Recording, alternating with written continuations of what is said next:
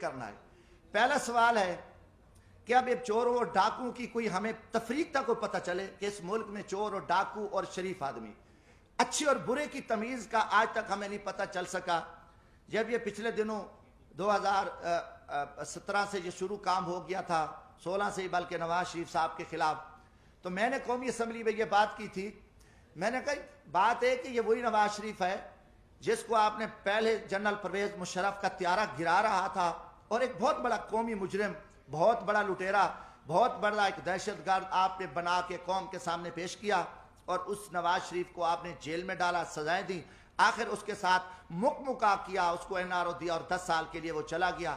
10 سال بعد وہی شخص، وہی دہشت گرد، وہی جو آرمی چیف کا طیارہ گرانے والا، وہ قومی مجرم، وہ آ کے ملک کا وزیر اعظم بنا۔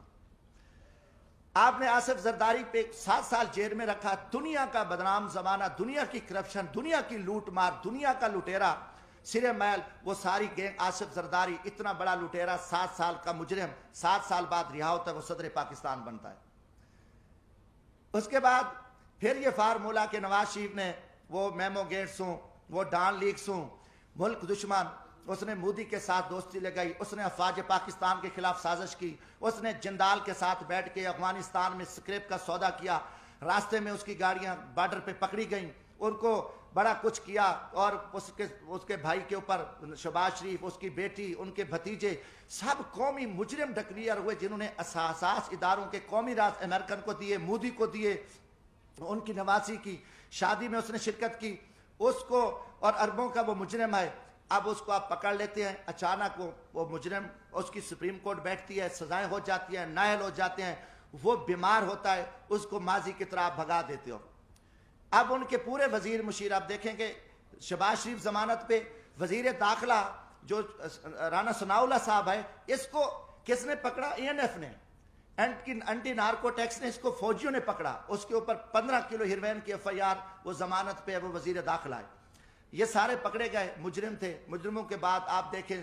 3.5 سال بعد یہ سارے مجرم پاک ہو گئے،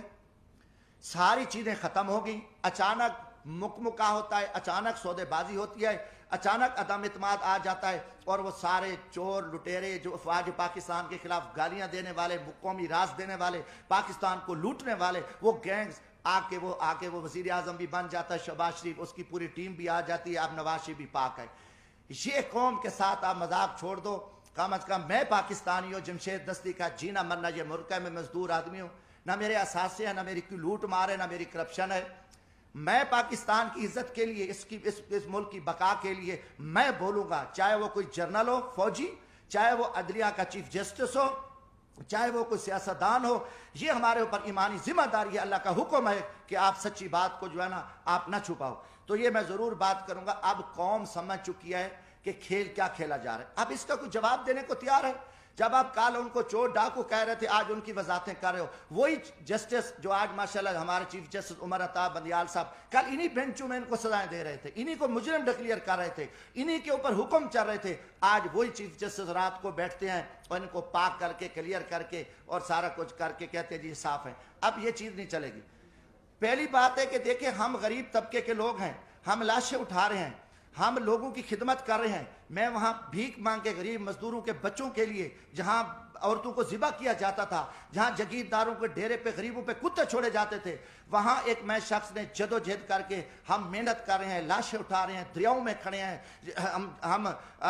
سراؤں میں بیٹھے ہیں، ہم محنت کر رہے ہیں۔ اب ہم سے لوگ پوچھتے ہیں کہ بھائی آپ کی کسی GHQ سے دوستی ہے؟ آپ پاگل ہو؟ آپ GHQ سے دوستی ہے تو آپ آ سکتے ہو، ورنہ یہاں آپ کی جو عوامی خدمات ہے وہ نہیں ہو سکتی۔ یہ لوگ اب عام آدمی بھی، ہمیں چراوا بھی کہتا ہے، میں کہ بھی ہم تو یار عام غریب لوگ ہیں، ہم تو غریبوں کے جوتے اٹھا سکتے ہیں، ہم کسی جنرل کے جوتے نہیں اٹھا سکتے، وہ بڑے جوتے ہیں، وہ بڑے لوگ جوتے اٹھا سکتے ہیں، جمشید دستی کیا کر سکتا ہے؟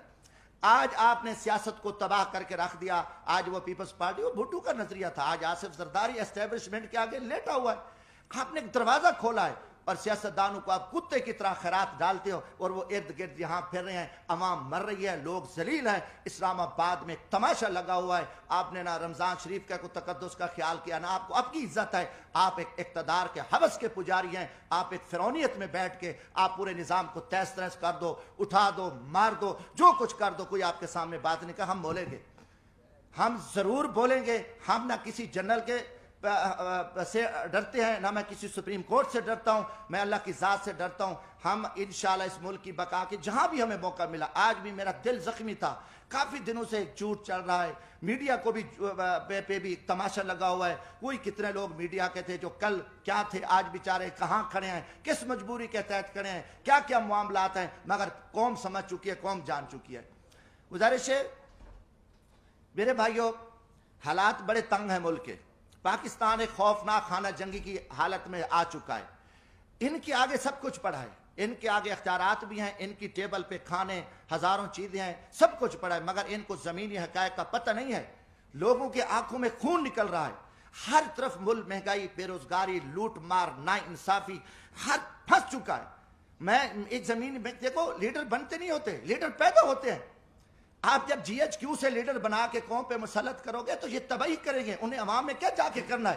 انہوں نے تو لوگوں کو ذبح کرنا ہے، نہ ورکر کلاس بچی ہے، نہ کوئی چیز بچی ہے، سب کچھ آپ نے تہس نہس کر دیا۔ زمینی حقائق کچھ اور ہے۔ میرا تعلق ایک جھاڑو والے طبقے سے ہے، ایک ریڑھی والے، رکشے والے، ایک ہاری طبقے سے ہے۔ میں عوام میں دیکھ رہا ہوں کہ عوام میں جو لاوا پک چکا ہے، وہ ٹھیک ہے، آپ کا خوف ہے، آپ کا دبدبہ ہے، آپ کا تھانہ ہے، آپ سے ڈرتے ہیں، مگر اس کا انجام خوفناک ہوگا۔ پاکستان ایک خانہ جنگی کی حالت میں، آپ کو پتہ بھی نہیں ہے کہ ملک کے کیا حالات بن چکے ہیں۔ آپ بند کمروں میں بیٹھ کے، فرعونیت میں بیٹھ کے، آپ سب چوروں کو، لٹیروں کو، کرپٹ، ہم آپ سے پوچھیں گے۔ یہ سوال میں جی ایچ کیو سے بھی کرتا ہوں کہ یا کل یہ چور، ڈاکو، لٹیرے، بدماش ہیں تو پھر ہم چوریاں کرتے ہیں، ہم ڈاکے مارتے ہیں، ہم لوٹتے ہیں، پھر یہی طریقہ ہے کہ جب سب لٹیرا، ڈاکو، ملک دشمن، ملک کا وزیر اعظم بنے، ملک کے وزیر بنے، عہدے بنے، تو پھر یہی طریقہ صحیح ہے۔ اب عوام کو، عوامی لوگوں کو، عوامی نمائندوں کو آپ ذبح کر کے آپ نے گیٹ نمبر 4 کھول کے پوری قوم کو ذلت اور رسوائی کے سامنے کھڑا ہے۔ ہم اس نظام کو نہیں مانتے، آپ جتنے چھپے رہو، آپ اس ٹائم بے نقاب ہو،